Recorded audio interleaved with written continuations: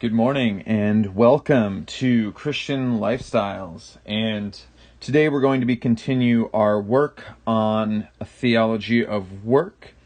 You've read 2 chapters from Garden City before break, giving the foundation of work as inherently good and an additional look at vocation and how our work has a huge part of that vocation.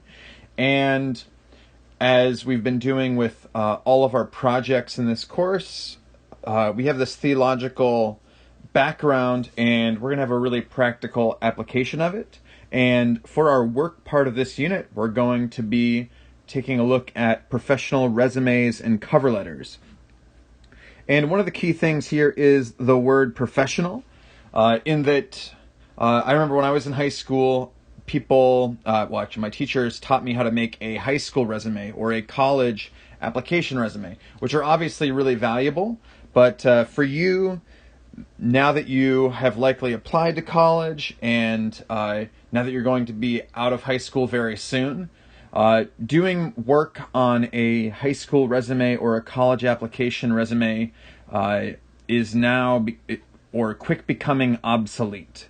Whereas professional resume forms, as long as resumes continue to exist, this will be valuable. I've used pretty much the same format for the last 10, 12 years, pretty much ever since I was in college. And so I want to teach you that format. And so you'll be actually writing as though you're at least like 6 months ahead in the future. So whatever you're doing directly after high school, so that most of you that'll be college, we're going to put that on the resume even though you haven't done it yet. So one important thing to remember is that your cover letter and your resume is your first impression, especially if you're not handing in your resume and your cover letter in person. And so it's really important to have it be as good as possible. It's really important that it have no errors, that it really be your best foot forward. And this is where in our assignment, I'm going to be shifting a lot of the way I grade, whereas in the past, the content has been what mattered much more than the format, or even like a small grammatical error or spelling mistake. And in this assignment, it really does need to be perfect grammatically and in spelling as well. And so I'll be grading it a little bit more harshly. And one of the important things, and this can actually be really valuable, is that most cover letters and resumes don't get a lot of time. In fact, most resumes get about less than a minute of analysis, often 6 seconds. And we're going to do an activity later that will show you how quick it can be to go through resumes. And so if you think about it, if you get like 200 applications for a few job openings, your first goal is to make that stack smaller, to find the most valuable things and then move towards the interview. And this is what you should see your resume as, is the thing that can get you the interview. You can't get a job generally with a resume, especially like at a professional level, but you can lose it. And so your goal is to get in the door, and it's in the interview where you really make your case. So a cover letter, as it says in the name, usually will go on top, on the cover, and it is in the form of a letter, and so you'll want to address it as clearly as you can to who you're sending it to. In general, the "to whom it may concern" works. If you know particularly who you're sending it to, who's going to read it, you can say that. That will give you more credibility. But if you don't pretend like you do. And also, people have done this in the past. Don't do this. If you're applying to work at Amazon, don't address your cover letter to Jeff Bezos. He's not going to read it. So there's a few purposes in the cover letter, and one important thing with all of this is you want to be as concise as possible. If people are reading through these at 6 seconds a pop or less than a minute, you don't have time to go on and on about things, and they don't either. And so it doesn't mean you shouldn't say what you need to say, but going longer isn't better.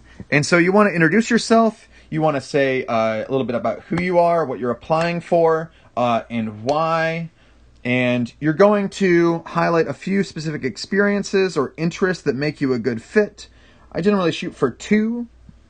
And they should be things that your resume can't quite get at.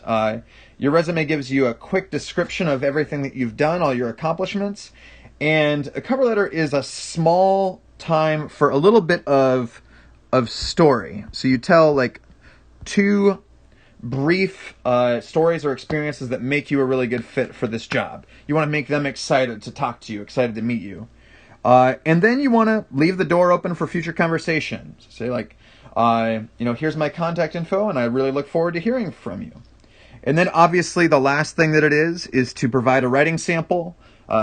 It shows your ability to communicate concisely and effectively, which almost every job requires.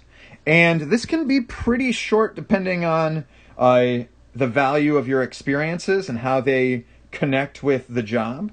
It could be 2 to 4 paragraphs, and generally not longer than a page.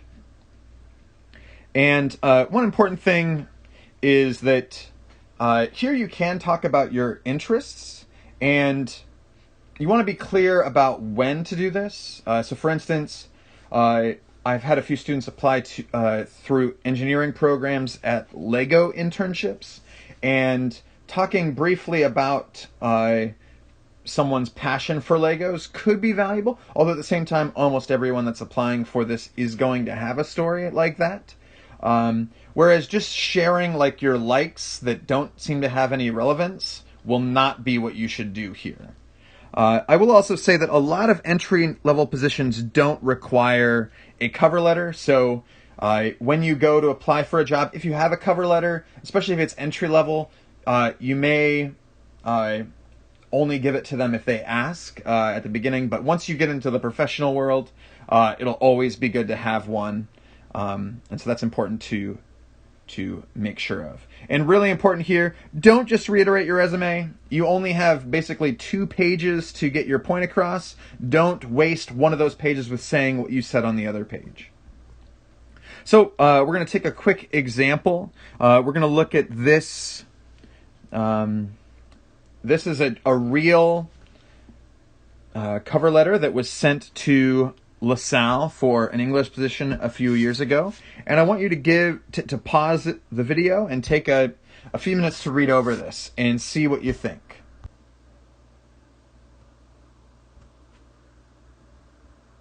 Okay, so hopefully you paused it and read this paragraph. This was this person's complete cover letter for a position at Salle.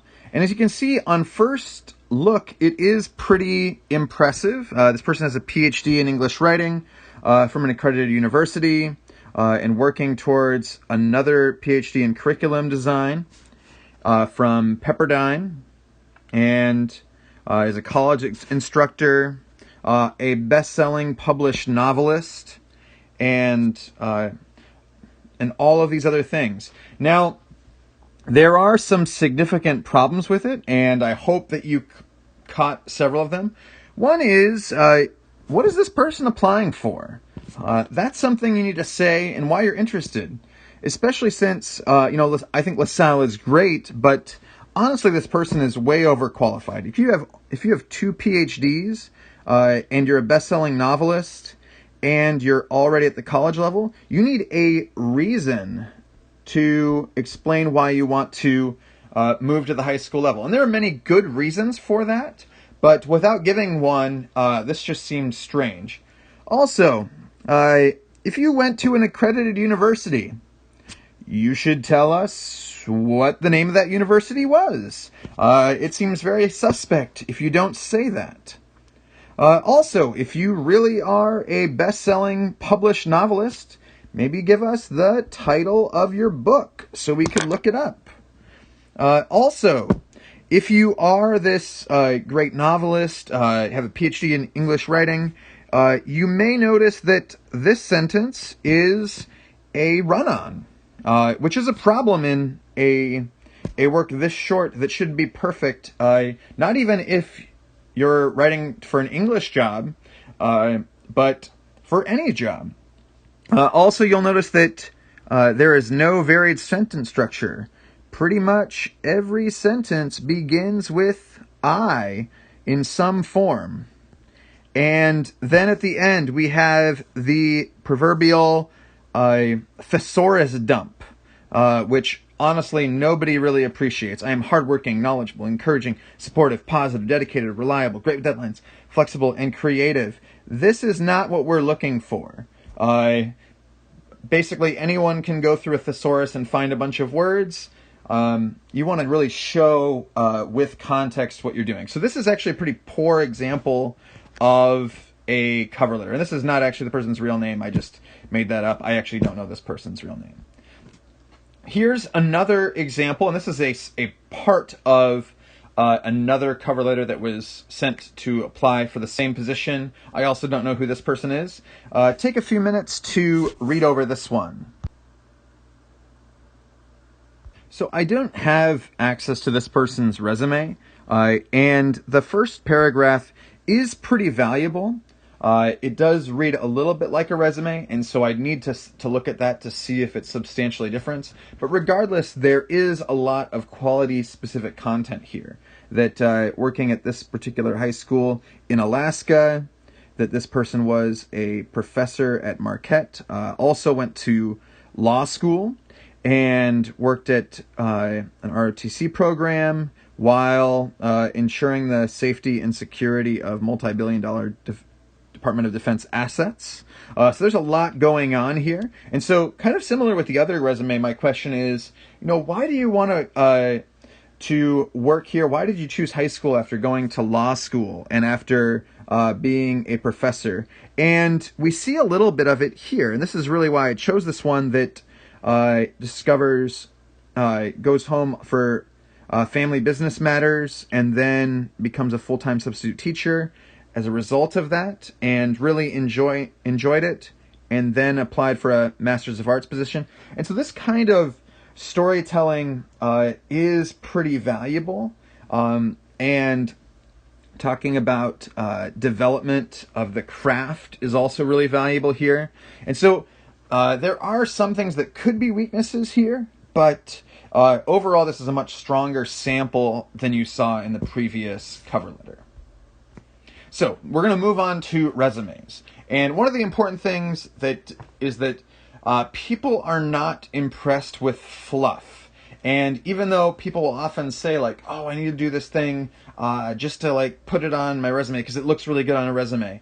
And I'll be honest, as someone who's read resumes, when I worked in South Korea as an English teacher, I was in charge of hiring and determining who would be interviewed for the English positions, that the things that are just on a resume for fluff, just to look good on a resume, and I'm doing it in quotes right now, don't actually tend to land as good as people think they are. And so you really want to focus on what matters most, and you want to make the most of what you have, and obviously don't make stuff up. And if you talk about something in your resume, you better have the goods to back it up, and that's important to remember. And so one of the things that's really important is when you're writing a resume, do not write it like a paper. In fact, and do listen here, there shouldn't be a complete sentence in the entire thing. And that's something that's really strange, and you might need to get used to.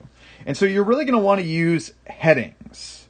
And so I have some headings that will be really important. 2 of them are required in some way. And the others could be present, and also there could be others that are present. And what the heading does is it tells me as the reader, or the human resources person as the reader, what is important and where it is. The easier you make it to read, the better it will be for you. And so there's 2 things that are really important here. If you have an objective or a profile, that goes at the top. And this would be the only place where there could be an exception to have some sentences. And then also, you could also use first person. because here you're explaining what's your goal or a quick overview of yourself. And this is optional. A lot of people really value this. The reason why I consider it as optional is that it always goes at the top. And since you don't have a lot of time, you always want your most important information at the top. And generally, if I'm reading a resume for a particular job, I usually assume that their objective is to apply for that job. And a profile explaining like who you are, I'm going to get a better sense of that during the interview. And so I find that who you are is best seen through your experiences rather than just through what you say about yourself, because anyone can say anything about themselves. You are going to include your education. Generally, this goes at the top. And by generally, I mean almost always. If education isn't important to your position, just keep it really short. Usually, most recent college attended. And then if you've been to multiple colleges, you would include those. And then high school for a while until your college experience and your other experiences really outweigh your high school experience. And so that would go at the top. The only real reason to not put it at the top is if you're applying for a job that doesn't require any particular education requirements, and you have an abundance of direct experience in the field. So for instance, if you're applying to be a server at a restaurant and you have multiple experiences of being a server at a restaurant, you could put those at the top rather than second. Otherwise, it would just go second. But it's not required to do so. So general rule of thumb, put education next. And then you put your experience. And you're going to need to be creative. Obviously, many of you don't have a lot of work experience. And we'll talk a little bit about how to label this to make it really clear and true. You can also include your volunteering, various skills that you have. Be clear. So saying like computer skills doesn't really convey much to me. Citing particular programs that you've used. And if you know technical terminology, using it effectively will be valuable. Obviously, if you're applying in a field where they would know the technical terminology, it'll be valuable. If you're using it improperly, it will not serve you at all. And then you can have interests in some cases, but this will generally not be on your resume. For instance, if you've never worked in a coffee shop, but you have interest in coffee or you like brewing at home, that could be something that you include. So, people do get sometimes hung up on like how to use the headings, and it's all very manipulatable. You can do what you want with the headings. And so I have different headings here so you can have relevant experience. If you're going to use this one, you want to make sure that everything underneath it is relevant to the job you're applying for. If you have work experience, you're probably going to want to have been paid for all the experience you list under it. If you're not really sure and you want to include a lot of things, you could just have experience. It is a little vague, but if it's true, that could work. If it's volunteering, that should be pretty clear. Leadership could be a way to include things like your leadership on sports teams. Perhaps if you were, a leader on Journey, or if you had a position of leadership in a job and you want to categorize that all together, you could put that here. So, as I've said already, you want to put the most important stuff at the top. If you're not going to get a lot of reading time, you need to put it at the top. Essentially, you're going to make your case in the top third of the resume.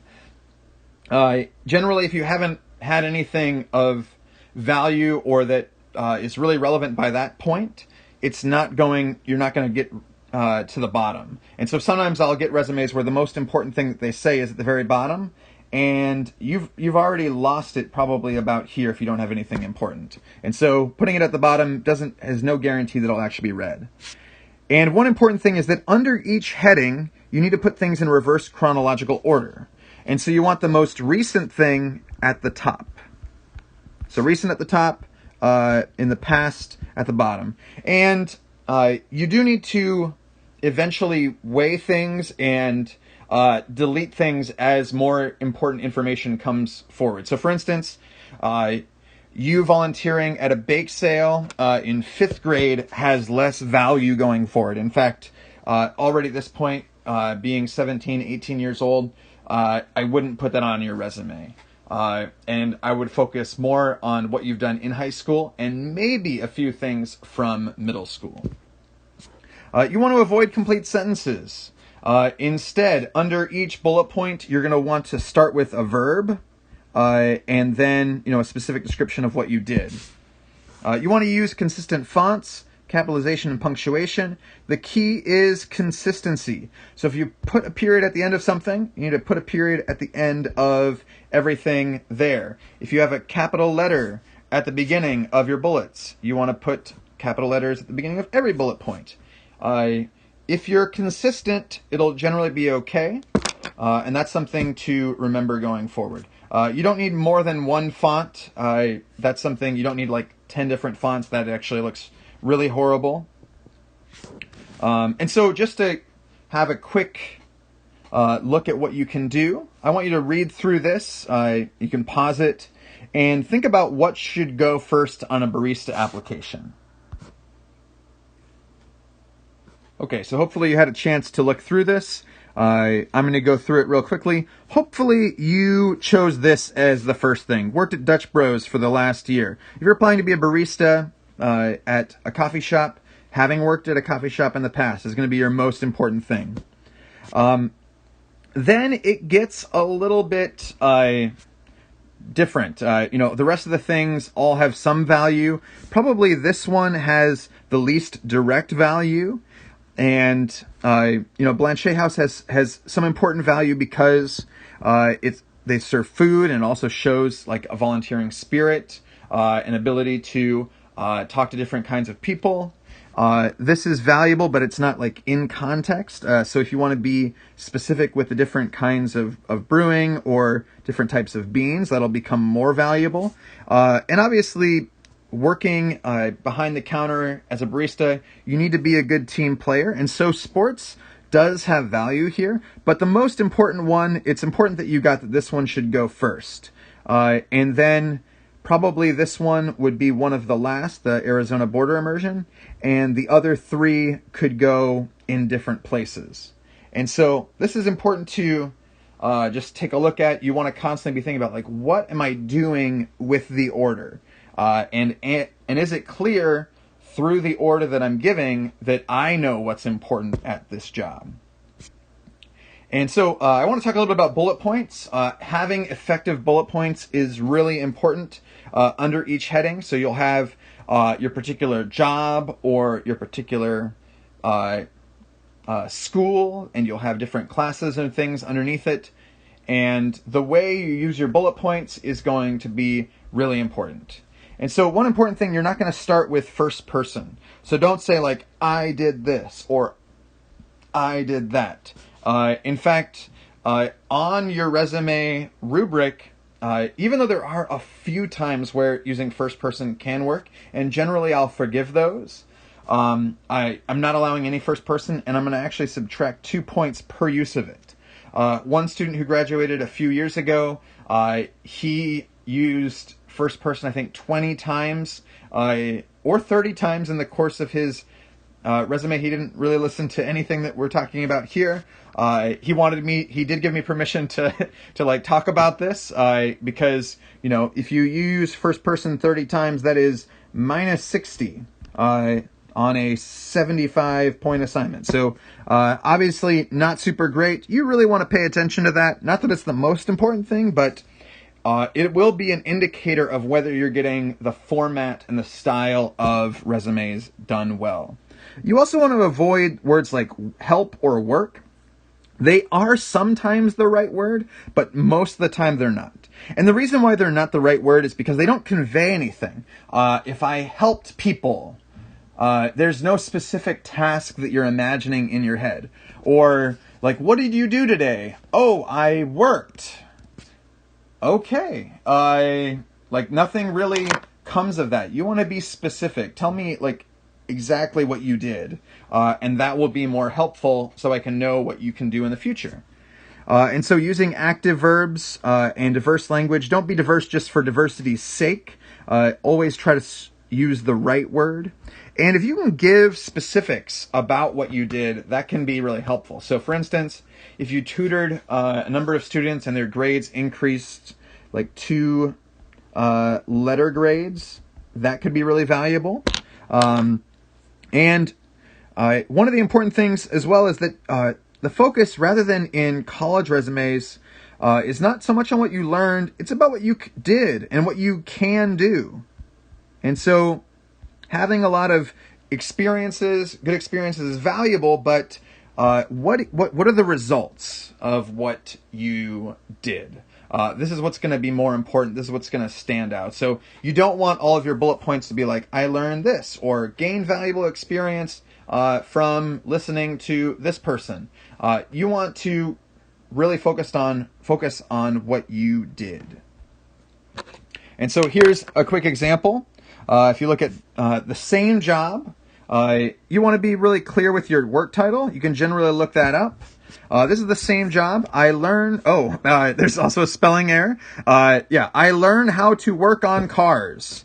Regardless of whether this person did all the things that this person down below said, I'm pretty much done reading right there. There's a spelling error.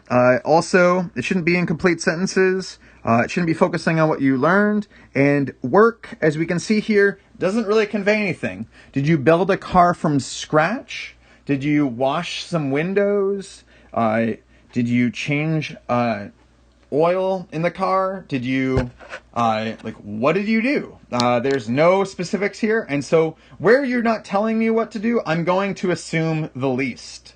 Because anyone can say that. I would not say that I've worked on cars, but based on this vague description, yeah, I could say oh yeah, I've washed my car before, and I've changed a tire once or twice. And that's not the same as what we see down below. So down below we see repaired, rotated, inflated tires, tested and installed batteries, replaced oil on cars and trucks in a variety of makes and models, attached and rebalanced wheels, gained familiarity with the tools and layout of the mechanic workstation. So this is a little bit about what this person learned, but it's a bit more specific, and so it can be pretty valuable. And then provided customers with friendly and quick service. This is also really important. And so as you can see, the second one is much more impressive, and this is the style that you should be trying to emulate as you go forward. Obviously, you want to make the best use of space. You're marketing your skills, so you want to make your product look good. You don't, if you're going too long, don't make your font smaller. If you make your font too small, people won't be able to read it, and that'll be a problem. Now, it's important, there's not a rule that your resume can't go above a full page. Sometimes people will say that. But generally, you only want to go on to the next page when your wealth of important experience forces you to go beyond it. And so what I mean by that is that if you have so much that directly correlates to what you're doing, then continue. If you don't, then keep it to one page. And I will say, as a senior in high school, I haven't seen a resume yet that requires going on to a second page. And so, although it's not a complete rule, I do want you to try to make your resume one page for this, because you want to just maximize the pertinent information. And you can consider avoiding a standard template to stand out. If you think about it, many people will use the 3 or 4 first templates that you can search up.